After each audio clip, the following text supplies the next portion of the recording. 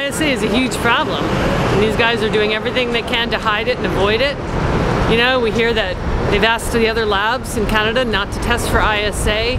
They call negative results that really were positive or inconclusive. They talk about winning the war against us. We talk about trade partners being informed. Trade partners need to know. The other countries need to know. What about us? We hear that 100% of the cultist lake sockeye tested positive for infectious salmon anemia virus. What about all the commercial fishermen and the First Nations who were prevented from fishing to protect those fish? And DFO says, well, you know, the results were unconclusive. Well, you should go test them and figure it out. So there's two ways to deal with this thing. One is completely reorganize DFO. If I was Director General of DFO, I would get in there. I'd get to know all the groups on the river. We'd figure out what everyone could do. There's a whole bunch of people that just need to step away from the fish right now because they're not actually interested in wild fish. But I don't know that DFO is worth salvaging. I feel like it's irrelevant at this point. Watching these people just revolts me. You know, they're disgusting. And so I think what people need to do is just step in. You want to know whether you have ISA or not? I can help you. I can tell you how to do it, and you do it yourself. Just go to DFO for the permits, but don't go to DFO to ask them what to do because they are not trying to protect wild fish. You think they're qualified to do any testing even? They're qualified. Oh yeah. But you know, I mean, I'm using two of the top labs in the world, Prince Edward Island, OIE reference lab. We've heard a lot about that lab.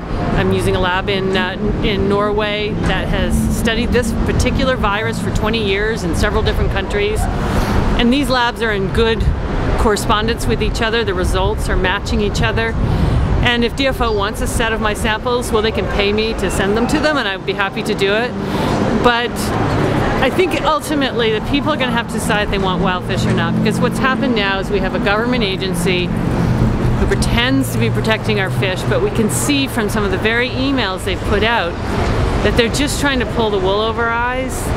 They're just trying to make it look like there's no problem, and you know what? It really makes me sad. It makes me angry.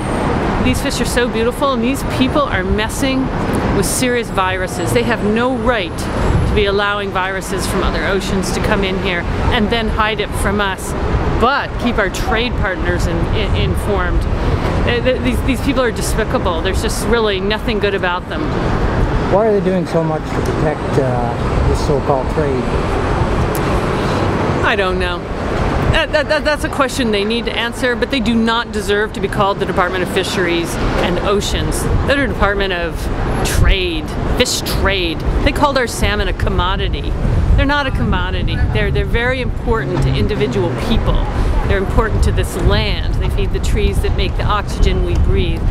They're not just a global commodity to be bought and sold by faceless, nameless people who are willing to sacrifice our fish and allow these enormous risks to take place and not tell us about it. They are despicable.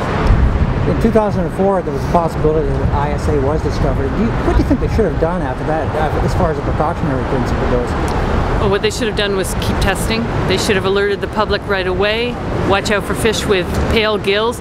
They told us there's been no symptoms of ISA in their fish. I'm seeing symptoms. Pale white gills in the fish, extremely pale sockeye, hearts that are so mushy they, when you cut them with a knife, they just like mashed potatoes. These are all symptoms. They should have kept testing, they should have perfected their tests, and they should have made absolutely sure we don't have ISA. But of course they couldn't do that. We have ISA. When I read the provincial vet's records, ISA symptoms, HSMI symptoms, salmon alpha virus symptoms, he is so accurate, but he doesn't trust his own tests. He's learned to hide them because he didn't want his career affected like Dr. Miller's. And so I think if you're scientists in DFO, and anything you do comes across the fish farm barrier, you better just run and hide or be willing to really take the heat. I think Dr. Miller and her lab are heroes, and she deserves the Order of Canada. We've never had anybody like that inside of DFO. What did she say she was scared of on the stand? being separated from her samples. Those are our fish. She wants to stay with our fish and figure out what's wrong with them. That's amazing. I haven't heard anybody ever say that before. What happens if ISA is found in our waters as far as the fish farms go? Oh, probably nothing. They'll probably say, oh, it was always here. We just need to get the things out. The weight of evidence is enormous. Every single group of tests that found ISA, they found a reason to say they're inconclusive. But we have the 2002 and 3 testing, that's over 100 fish. Then we have the 48 sockeye, of which 2 tested positive. Then we have the Harrison Mills fish on 2 different occasions tested positive. Then we have Christy Miller at the DFO lab in Pacific Biological Station. She's finding ISA. Everybody is finding it except Nell Gagnier at the Moncton lab in DFO. And we learned that she's using the wrong machine and the wrong software. And everyone who uses that machine and that software has trouble finding ISA. So we know what the problem is. But the public are just going to have to make a decision here. You want these people in charge of our fish that are hiding all this information? Or you just say enough, fish farms, just get out. If you guys want to figure out how to do it on land, that's really up to you, but just get away from our fish right now. And unless people enforce that, nothing's going to happen. What about an international quarantine if it is proven, and it appears to be on the way to being proven that ISA is in our waters, is in our fish farms, and is in our wild salmon? Well, you can't quarantine the wild fish. What about the American fish are always going to run through here. We learned that Christy Miller, well, when Christy Miller was on the stand in August, the fish farmers told her, oh yeah, we're going to develop a protocol with you, and we'll let you test our farm salmon.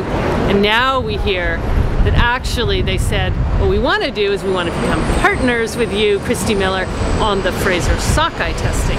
And if you find it there, then we'll talk about doing it in our farm fish.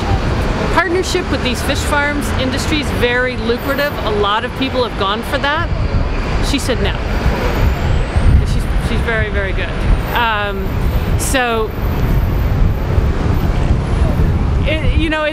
It's a matter of whether you believe the obvious. These people are now in the shape of a pretzel with their no, it's inconclusive, no, no, no, no.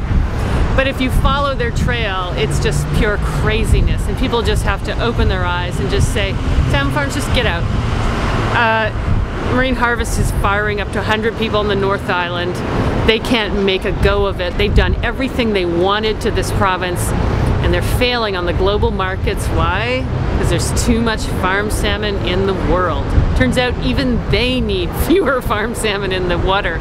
So I don't know why we would persist with this. It's madness. I feel like I'm at the Mad Hatter's Tea Party in there. It's just none of it makes sense.